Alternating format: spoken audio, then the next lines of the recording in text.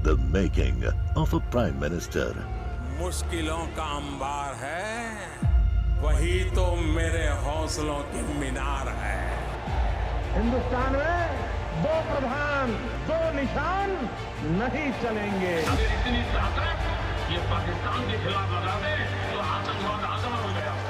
हम चुनौतियों से टकरा रहे हैं। सर्जिकल स्ट्राइक और एयर स्ट्राइक करके नए भारत के सामर्थ्य का संदेश भी दे दिया है। तुम उठो, तिरंगा लहरा दो। जननायक नरेंद्र मोदी के 20 वर्ष पुराने भाषणों पर आधारित एक बेहद लोकप्रिय कार्यक्रम। क्या कहते हैं नरेंद्र मोदी?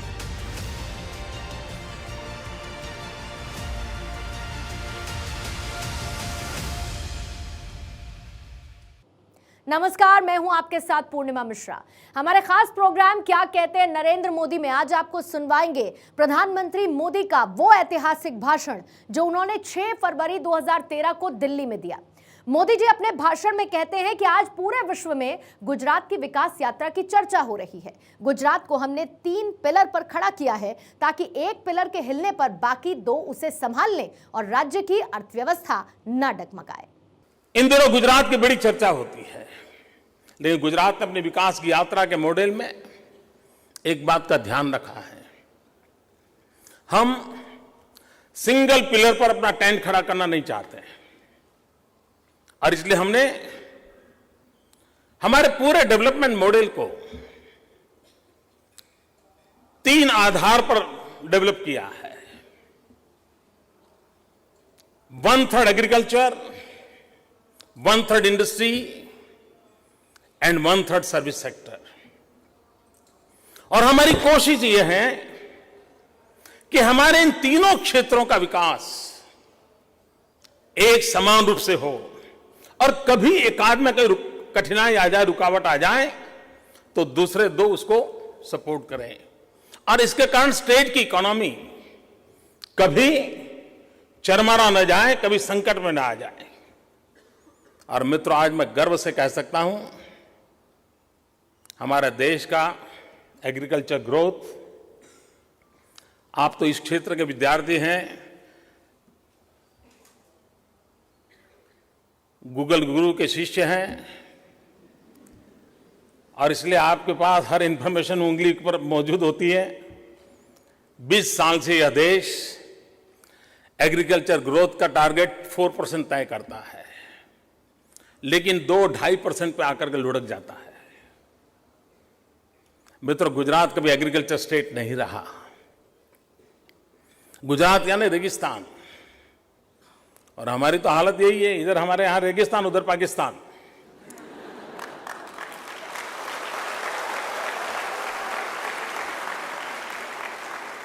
बारिश पर हमारी सारी दुनिया डिपेंडेंट है। उसके बावजूद भी मित्रों, जो राज्य 7 year out of 10 years water scarcity से गुजारता था, आज वो राज्य पिछले दशक में 10% प्लस एग्रीकल्चर ग्रोथ कर करके एक नया इतिहास रचा है।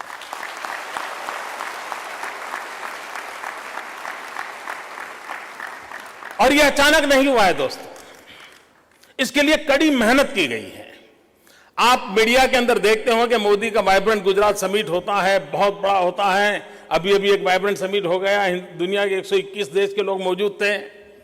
मित्रों, मेरा जो वाइब्रेंट समिट होता है वो सिर्फ 2 दिन होता है और वो भी 2 साल में एक बार होता है।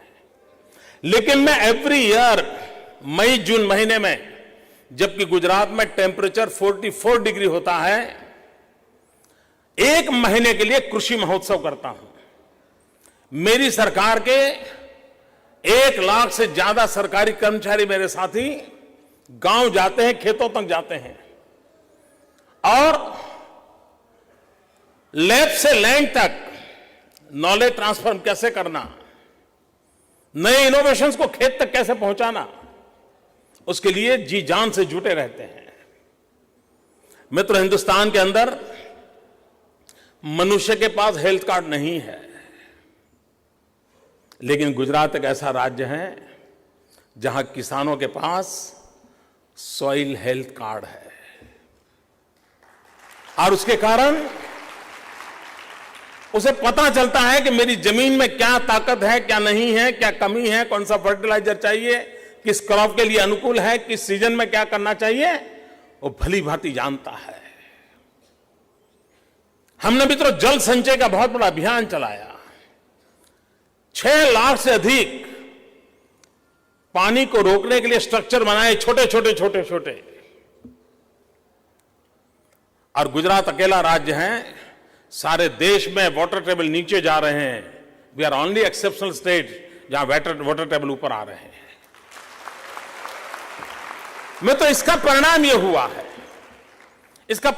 हुआ है कि आज मुझे स्मरण है मित्रों, मैं 2001-2 में जब पहली बार मुख्यमंत्री बना था, तब मेरे यहां we are a cotton grower state, 23 lakh bales cotton production था, 23 लाख गांठ। मित्रों, और इस वर्ष हमारा कॉटन का प्रोडक्ट है 1,23 लाख बेल्स।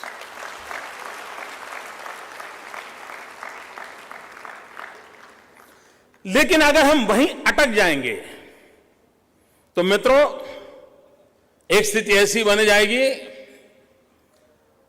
कि हमारा किसान को जो मिलना चाहिए मिलना नहीं मिलेगा, किसान परेशान होने की स्थिति आएगी।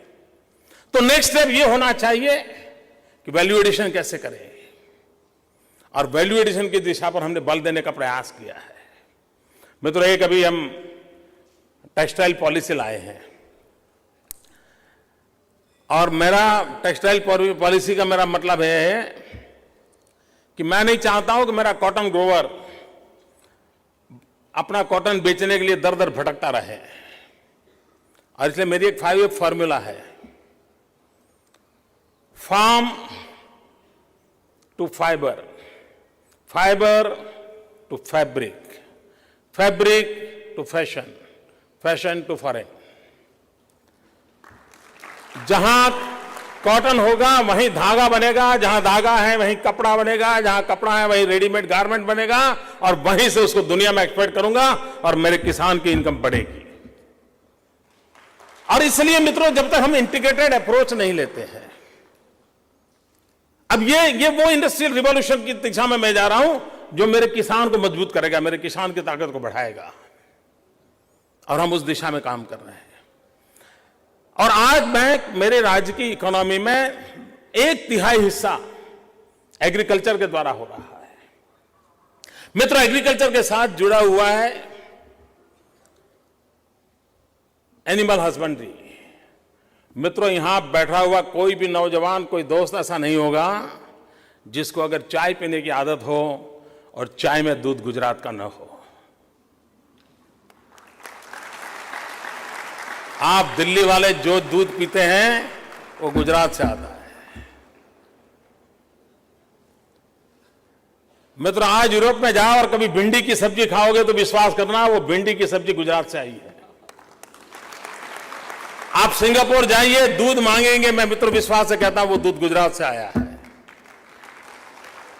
आप अफगानिस्तान जाएं और टमाटर खाएं तो लिख लेना वो टमाटर गुजरात से आया है।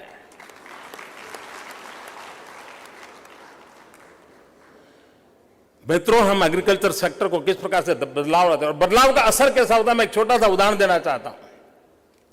महाराष्ट्र की सीमा पर, भाई कोई समय सीमा का, भाई आप लोगों पर भरोसे हैं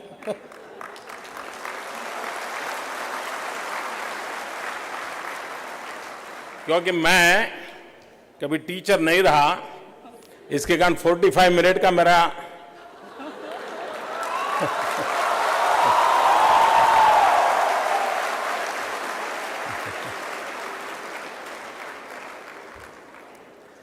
क्योंकि टीचर के कंप्यूटर में वो चिप होता है, 45 मिनट का प्रोग्रामिंग होता है। मतलब हमारे यहां महाराष्ट्र से सटा हुआ एक ट्रैवल बेल्ट है। उस ट्रैवल बेल्ट के कुछ किसान मुझे एक बार मिलने आए। मैं बहुत साल पहले, जबकि राजनीति में नहीं था, तो ट्रैवल बेल्ट में काफी काम करता, तो मैं उस इलाके से परिचित था। उन्होंने कहा साहब हमारे यहाँ कुछ रोड्स का करिए आप। मैंने कहा भाई तुम्हारे यहाँ तो रोड बहुत अच्छे हैं, पक्का डामर की सड़क है, क्या चाहिए तुम्हें? और मैंने कहा 2 लाइन रोड है। नहीं, बोले साहब रोड तो है, अच्छे रोड है, लेकिन हमारी कुछ कठिनाइयाँ हैं और हमें थोड़ा इम्प्रूवमेंट चाहिए। मैंने कहा क्या यार, क्या करोगे वहाँ जंगलों में? तो बोले अब हम फिनलैंड के साथ एग्रीमेंट किया है और हम बनाना की खेती करते हैं और हमारा बनाना एक्सपोर्ट होता है, लेकिन ट्रक में जब बनाना लेकर के जाते हैं तो आज जो रोड है वो बीच बीच में कहीं इस प्रकार का जर्क आता है, तो हमारे 20% बनानास दब जाते हैं और इसलिए हमें पेवर रोड चाहिए। मित्रों, दिल्ली के भी सभी इलाके में पेवर रोड नहीं होगा। देखिए हमारे देश के नागरिक की सोच देखिए, उसका दम देखिए, ट्राइबल की सोच देखिए। वो कहता है कि दुनिया के बाजार में मुझे बनाना पहुंचाना है, मेरे बनाना को कोई डैमेज ना हो, इसलिए मुझे पेवर रोड की जरूरत है। मित्रों, ये एस्पिरेशन मेरे देश के नागरिकों के अंदर हो तो इस देश का भविष्य उज्जवल है, मैं साफ देखता हूं।